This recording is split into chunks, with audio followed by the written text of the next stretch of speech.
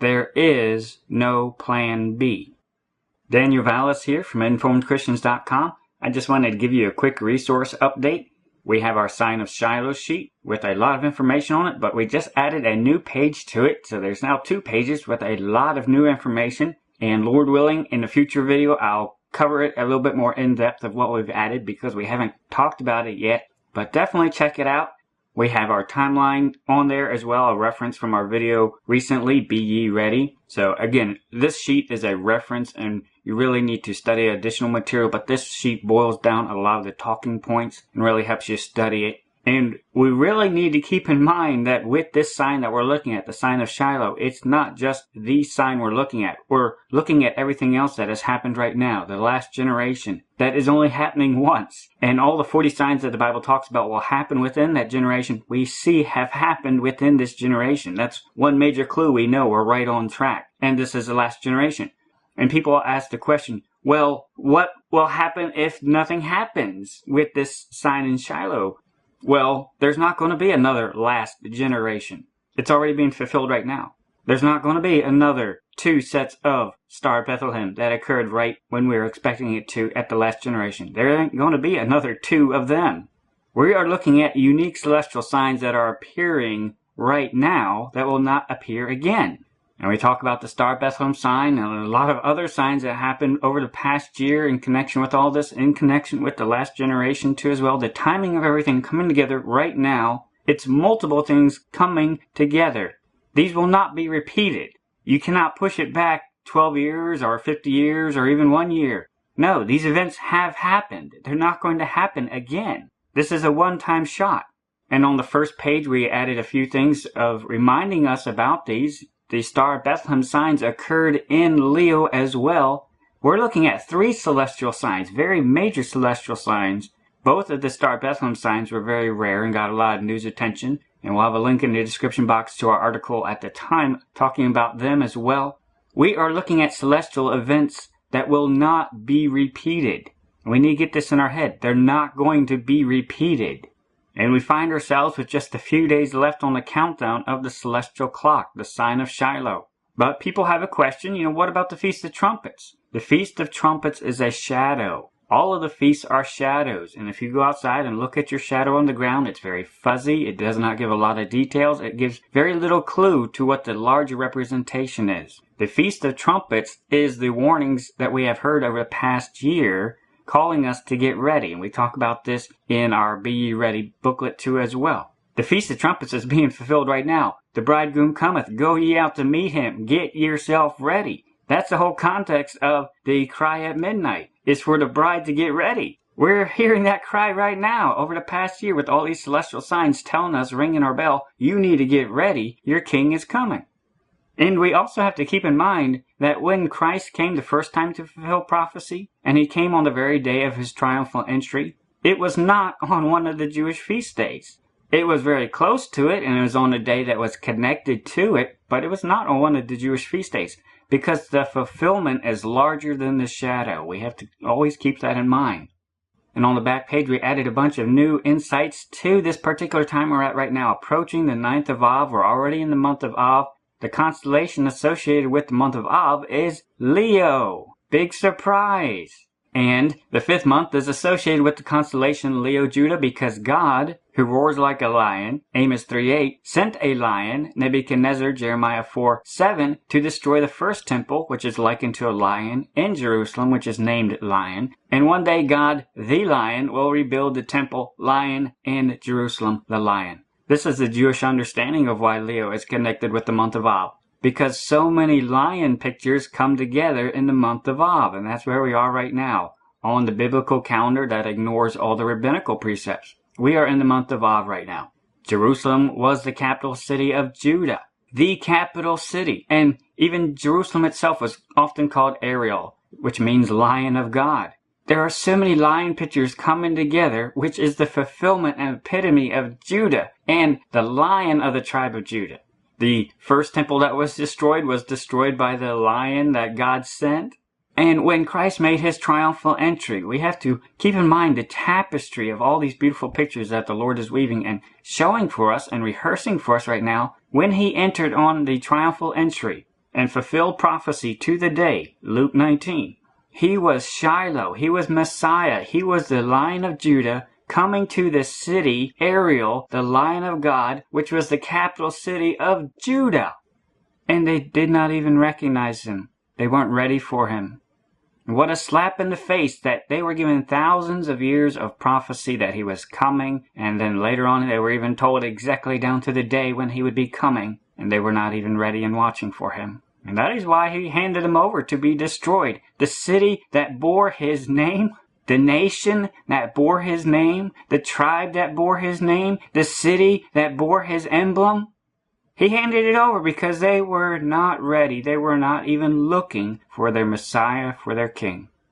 Luke 19, verse 41. And when he was come near, he beheld the city and wept over it, saying, If thou hadst known, even thou at least in this thy day, the things which belong unto thy peace. But now they are hid from thine eyes. For the day shall come upon thee that thine enemies shall cast a trench about thee, and compass thee round, and keep thee in on every side, and shall lay thee even with the ground, and thy children within thee. And they shall not leave in thee one stone upon another, because thou knewest not the time of thy visitation. Christian, we are expecting the King of Kings to return one day, very soon. We are bearing his name. We are the temple of God. This should sober us up. Especially when he gives repeated warnings, be ye ready when I come back. Our works and service for God shows our gratitude and love for him. We love him because he first loved us. There is nothing we can add to our salvation. This is completely separate from our salvation. Christ paid the bride price. The bride does not pay the bride price. Only the bridegroom pays the price. We are the bride. We don't pay the price. But we should love him and serve him because he first loved us. He paid the price. Are we loving him in return?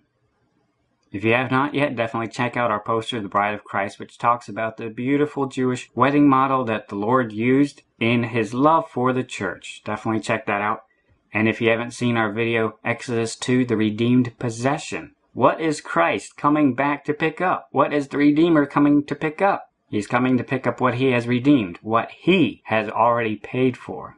We love him because he first loved us. And we serve him out of our gratitude for what he has done for us. And if we do not live for him or strive to be like him, then our life is the epitome of ingratitude. We are a hypocrite. We do not love God. Christian, now is the time where we must be sober. We must be vigilant. We must examine our life. Is Christ shining in my life? Do I love Christ? Am I striving to serve Christ and be Christ-like? Am I making myself ready for the return of my Redeemer, my beloved, my bridegroom, my Lord, my Master? When we look on the celestial clock, we see the sign in Judah, the sign of Shiloh, and then we see in about a year after that, we see progressing to the Revelation 12 sign. These signs go together. They are not separate signs. It's a tapestry in the heavens. What comes out of Judah goes directly to the woman. Now, a lot of people read Revelation 12 and they think that the church is there. No, the church is not there. If you read the chapter, it's talking specifically about the man-child. And Jesus is using a very singular idea, the man-child, to refer to only the historical fulfillment of the prophecy there. Jesus Christ, the child, Jesus Christ. He's not talking about the body of Christ. You cannot work the church into that figure. No, he's talking about one specific, singular, specific idea. Jesus Christ, when he came to be the fulfillment of the prophecy of the line coming out of Judah being born of a woman. These two celestial signs are the rehearsal of the prophecy. They go together. But the church is not the man-child, and the church is not Israel. The church is not in that portion. We always got to keep in mind that Jesus was narrating these same passages and talking to some of the same individuals that had heard his previous prophecies. They will not contradict each other. And he told his disciples, even John particularly, he was coming during the days of Noah and Lot. And then in Revelation, he was telling them that those conditions are not the same thing. So the Revelation 12 sign is not the rapture, has nothing to do with the rapture. Especially when you read the book of Revelation, by that point, half the world's population has died. 1 in 2 people have died. It's nowhere near the conditions of the days of Noah that God described to his disciples, even John. But it is later on in the story. It is part of the whole tapestry of God's work that he's doing, centered around Israel though. And right now we find ourselves at the sign of Shiloh, and we see the Revelation 12 sign in about over a year. Now naturally people have the question of, well, if that's the midpoint of the tribulation, then does that mean we're in the tribulation because we're only a year away? No, it does not. The Bible tells us that Satan will be allowed to mess with time for a short period. And we talk extensively about this in our video Time, CERN in the Bible and related articles, as well as our video series Revelation Spiral of Time. We have a whole playlist on that, as well as our poster Revelation Spiral of Time. So definitely check that out. Satan is going to be allowed to change times and laws, and it's going to be given into his hand to do that. And his playing with time, though, will stop at the Revelation 12 sign. Well, people ask the question, what if the sign of Shiloh sign doesn't happen? Well, then you should not expect the Revelation 12 sign to happen either. These two signs are connected. It's part of the celestial tapestry, and everything we've seen so far with the celestial signs gives us no reason to doubt. We've seen the ongoing rehearsal for over a year now. These two go together. The Revelation 12 sign is connected to what came out of between the feet of Judah. They go together. You have to look at it in the larger picture. If one part doesn't happen, the next part won't happen either. There is no plan B. There is not going to be another sign of Shiloh in the future. You can't push it back. There's not going to be another Star of Bethlehem. There's not going to be another 2-star Bethlehem. There's not going to be another last generation. We are here at this time right now. There is no plan B. And we see so many patterns coming together about the Lion of the tribe of Judah, coming to gather his people.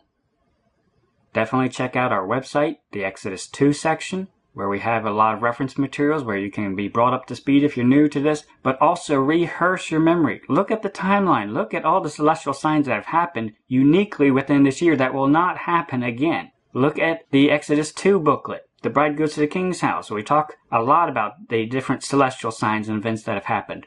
Then look at the sign of Shiloh sheet, which really gives a lot of boiled information about the sign going on right now.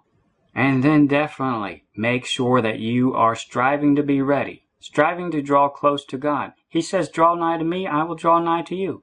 How is your relationship with God right now? Have you talked with him lately? Have you spent time in his word? We should be striving to draw closer to Christ and striving to be more like him, because that is how we demonstrate our love and our gratitude for what he has done for us. We see so much coming together right now and in the days ahead, and we have no reason to doubt. We trust in God's word and the signs he has shown us as well. And when these things begin to come to pass, then look up and lift up your heads, for your redemption draweth nigh. Serve Christ first and highest above all else. Maranatha.